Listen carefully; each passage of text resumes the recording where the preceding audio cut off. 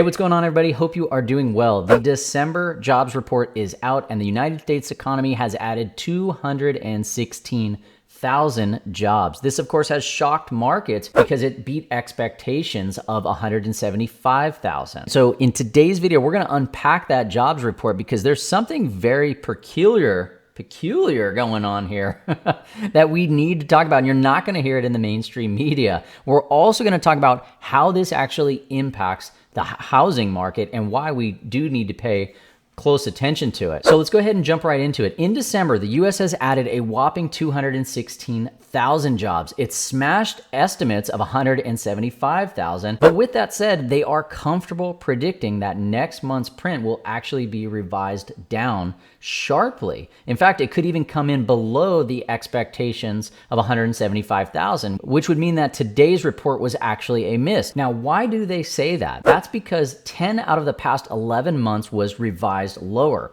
So based on this chart here, starting in January of 2023, in blue you have the original estimate, in green you have the revision, and then in red you have the revision to the revision. So the re-revision here, if you will.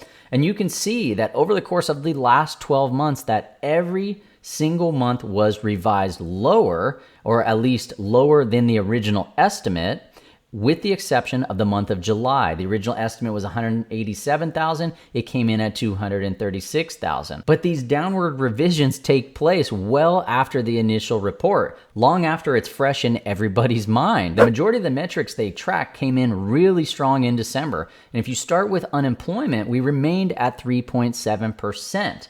Estimates were that unemployment was actually going to rise to 3.8%. But what is even more remarkable here is that wages, which were actually expected to drop, came in red hot. We saw hourly earnings rise by about 0.4%, bringing us to 4.1% increase on an annual basis. Of course, digging a little bit deeper into this report, take a look at the difference or the gap here between the establishment survey, so payrolls added, which increased by 216,000, and the household survey, which shows a decrease in employment of 687,000.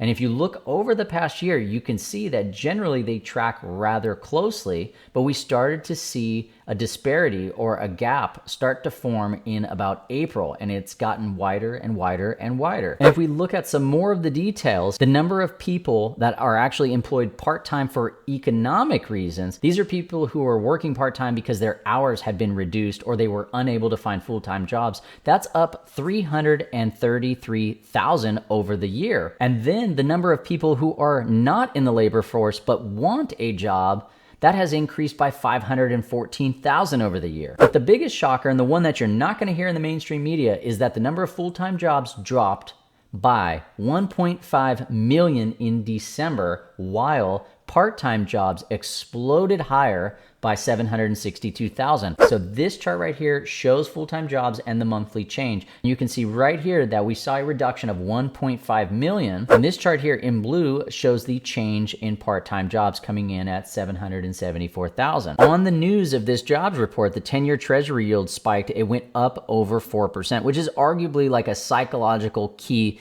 level here. And many economists were thinking and predicting, at least markets were predicting, that rate cuts would happen moving into 2024 as early as Q1.